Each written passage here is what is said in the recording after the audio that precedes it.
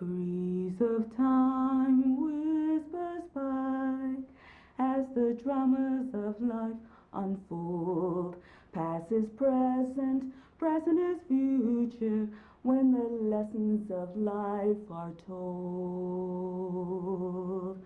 Mysterious it all is, and yet there is wonder to behold. So much to learn, teach me everything, and let me pass it on and on. The icy fingers of pain in all souls they relentless claim, some marked with his badge for all to see, to be shunned and draw misery. Unmerciful it all is, yet it builds, demands dignity. So much to hear, I strive to listen. Speak to me, pass it on and on. Left the mounds that travel earth, witness mankind's joyous rebirth. That is why I seek and hope to find truth and good in humanity.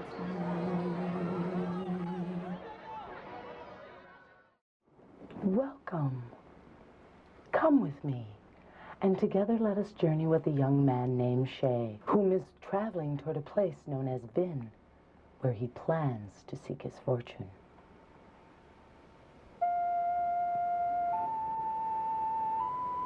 The sun sits low on the horizon when Shay pauses to enjoy the sight of the day, retiring at a small but unusually attractive town.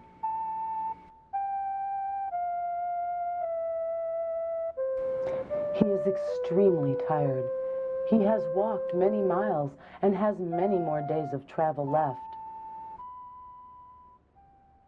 He sees what appears to be an inn at the far side of town and gladly strides to it. Cheerfully, he asks for a room, and the innkeeper shows him one.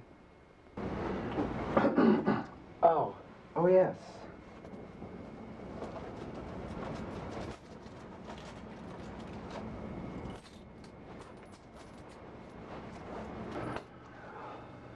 Shay settles into his room, and liking what he has seen so far, decides to explore the town and countryside further the very next day.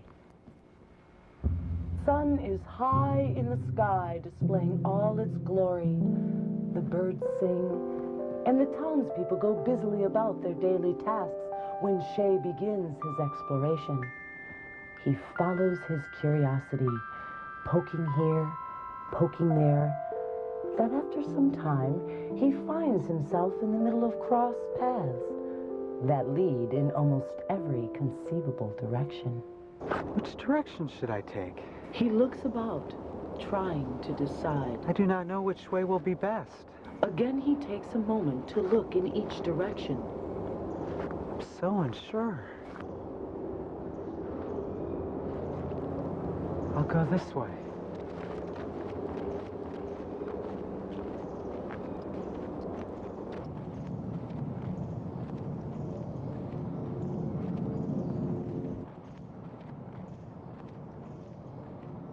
In good spirits, he continues on his way. After a moment, the road's surface changes.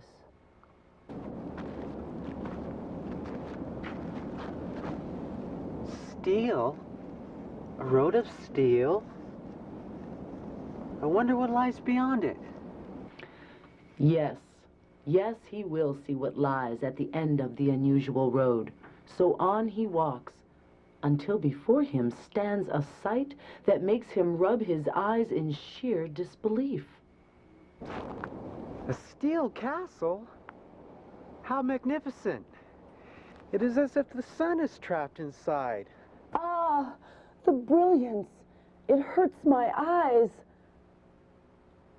Who is this? A vision. A vision of the most extraordinary maiden I've ever seen. My dream's fulfillment. Shay concentrates hard and moves as fast as he can lest he lose sight of her.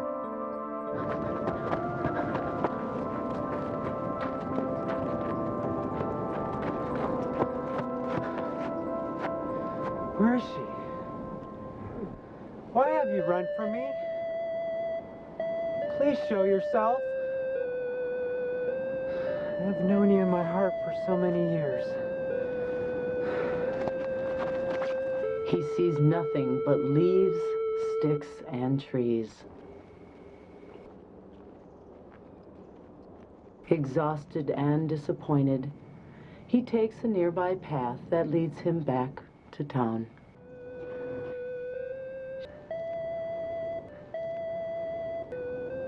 The following day, Shay questions every person he encounters about the castle and the maiden, but no one knows of them.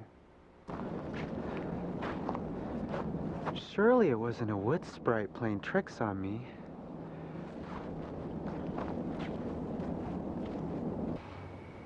On the outskirts of town, there is a cool running stream.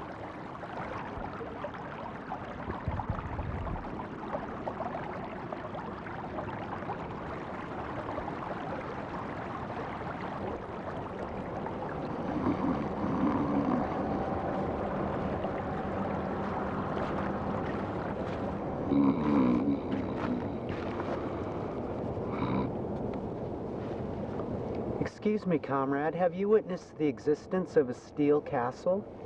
Nay, I cannot say that I have. Wait, I did hear tell of such a castle at the tavern, but you know how talk becomes foolish after a while. I see you want to hear the fanciful tale. Yea.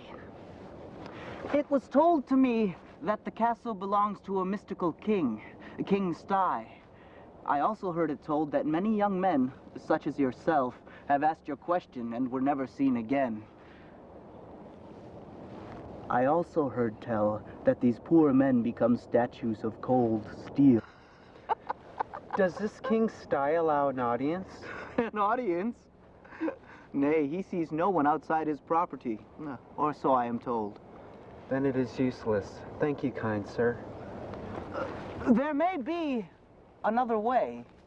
Yes, please pray tell. There has been suggestions. One gentleman starts by telling of seeing a large, yet elegant nobleman hunting with many other riders in the woods behind his castle at dawn. Others agreed.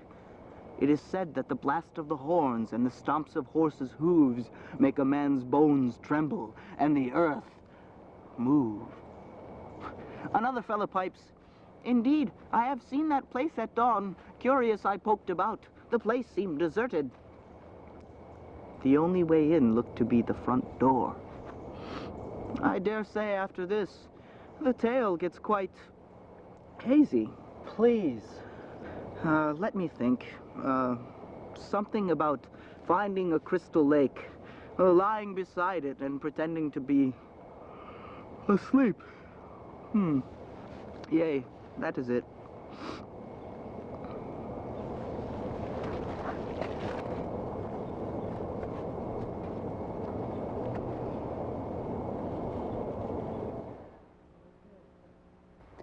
Dawn has not yet arrived when Shay leaves town.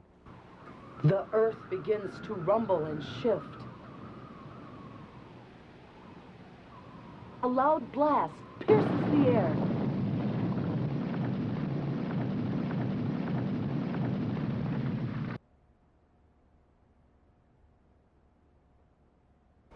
There is no one around. He pushes against the huge door. He tries and he tries until his body is so tense. Knife-stabbing pain streaks through him and sweat turns into a river running down his face.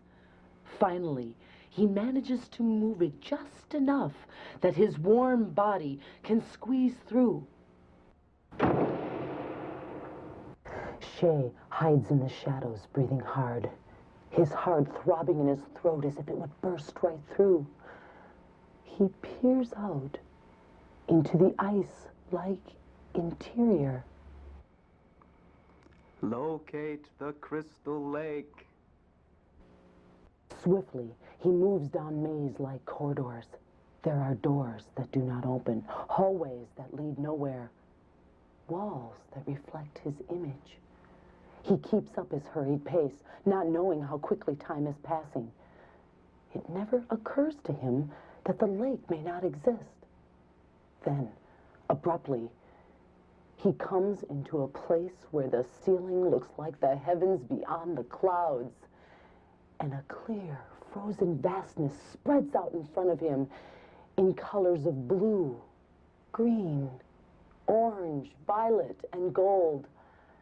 Dazed and astonished, he moves further into this place until before him stands a statue. He looks up into the faces of men poised in anger, disbelief, fear, and dislike. Is anything worth this fate?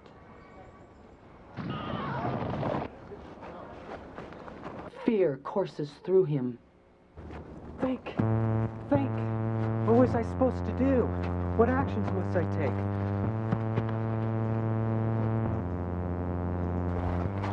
Someone has entered my home.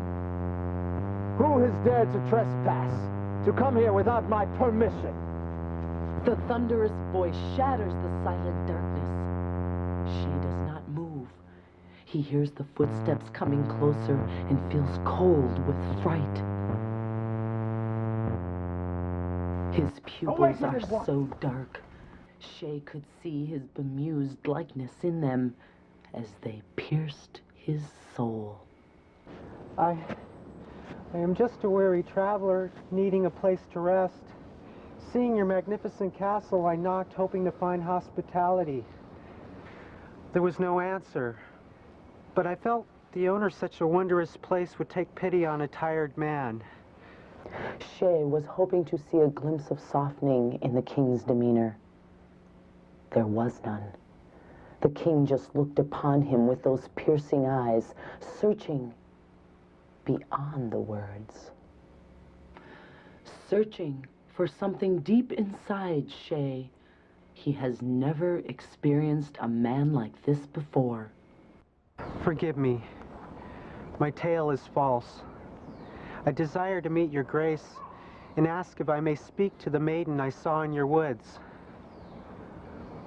It is not my wish to bring you harm. Are you hungry? Yes. My court and I have just returned from the hunt.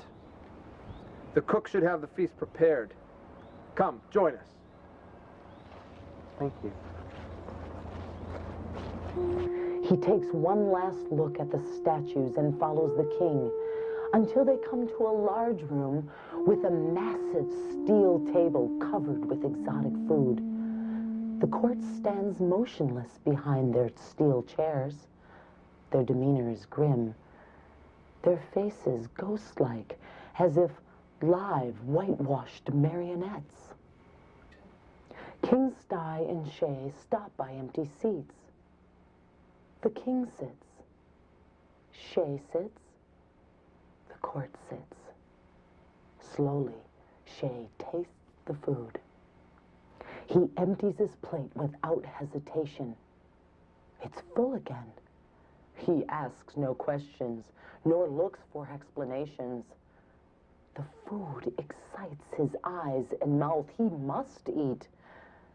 Eventually, he relaxes, dozes with such contentment. Are you fulfilled? Yes. Follow me.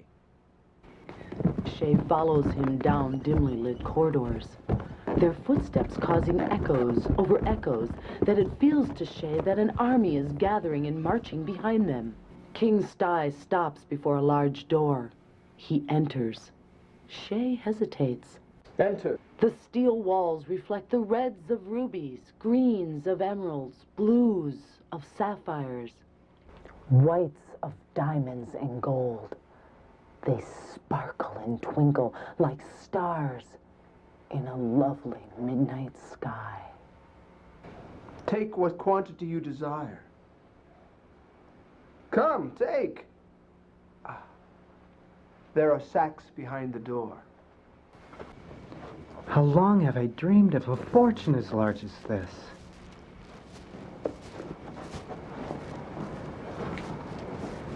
Think of the power it can buy you. Think of the pleasures you may surround yourself with. A castle to rival this one.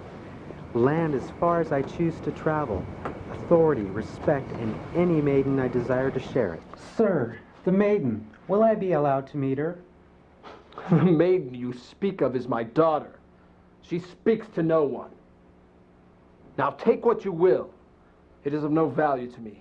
Take it and go. What shall I do? What desire I most? This could be the fortune I have been seeking, and I need not earn it. But shall I find another maiden that fulfills my dreams elsewhere? If he does not value this wealth, he will not care that I am a rich man. He will not allow me to meet his daughter.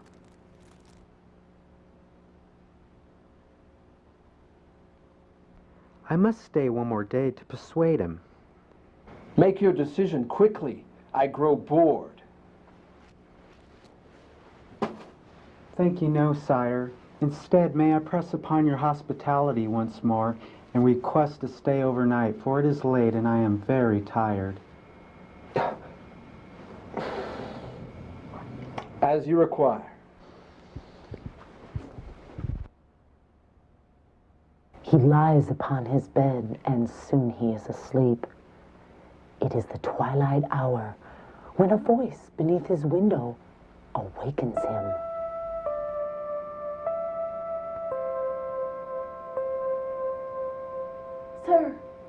Sir, let me in. Please, sir, let me in. Lo, she is wonderful. She beckons me like the jewels. She speaks to no one. Is her father close by? Will not your father be angered to know you are here? You seem to me a great man. You carry yourself as if a king. I long to talk to you, to know you. Perhaps you do not feel the same way about me. No, do not go. I have asked your father for permission to meet you, and he says you speak to no one. He will not let me speak or meet anyone outside the castle. But this time I defy him. I wanted to talk to you, to know you, for my heart has not felt like this before. I wanted to know if it is just the look of you that brings me joy, or if it is the person you are. How I long to, but your father. He is a cruel man. Did you not see the statues at Crystal Lake? Do you want to become one too? I can show you the way out. We may leave together, you and I. Your father has shown me nothing but kindness. I have no desire to be a statue. However, I will not dishonor your father's kindness to me. Good night, my maiden. The mist had not yet disappeared when... Enter. Sire, before I depart, may I meet your daughter? Surely... I said my daughter speaks to no one. Unless... Yes? For 3 days I want you to labor in the mines. To clear what you see there. With honor.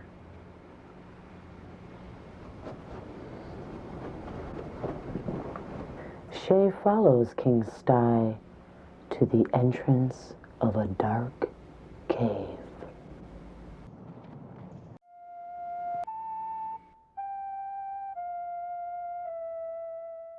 It is dark, dusty. A furnace is already lit. Its flames dance, emitting occasional light on the mountain of crumbled rock. Iron ore? Must it be burned in the furnace? Is this what he used to build? My lord, The statues. Fool! I gave him my word. He removes his shirt and digs deep into the side of the mountain, extracting ore, and into the furnace, disposing of them. 2 days and 1 night had passed unknown to Shay. He only knew the mountain remained, and the harder he worked. On the 3rd day, Shay is exhausted. His hands are swollen and chapped, his arms bruised, his body filthy and with stench. Yet, with his remaining strength, he worked the mountain until at last it is clear.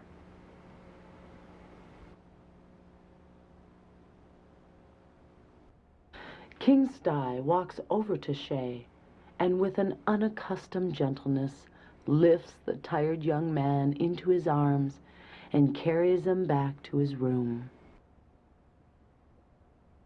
Shay is awakened by sounds of music, laughter, merriment.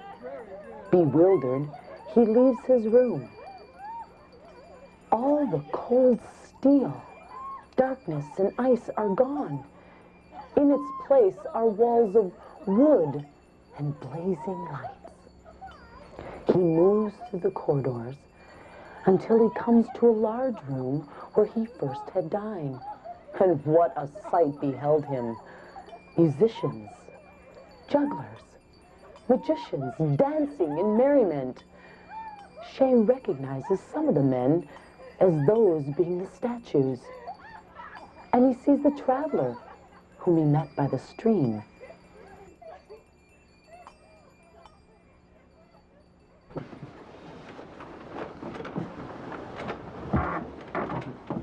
Listen to my tale. Once I loved a young woman so beautiful that the word alone was not enough to describe her. She desired not my love, but wealth to enhance her looks, so that she may bewitch all that looked upon her.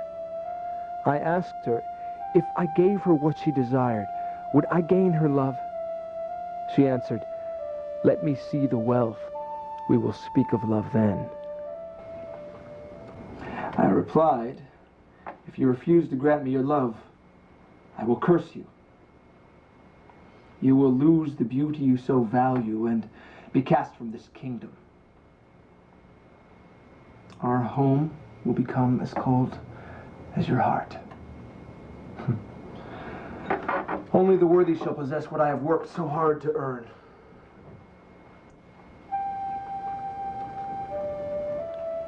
I provided her wealth by working day and night, endlessly in the iron mine, uprooting minerals, precious stones, and articles of trade. She allowed me one night to make her my own, to keep me hopeful and working hard, from which she gave me Leanna.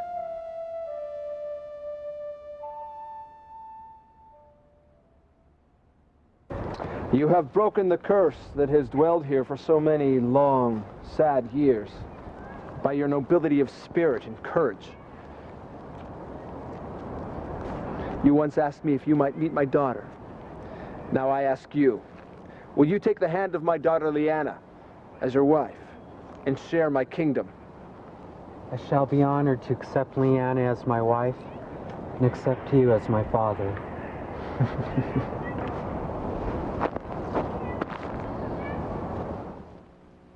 As it is told, it has been lived by him, you, and I.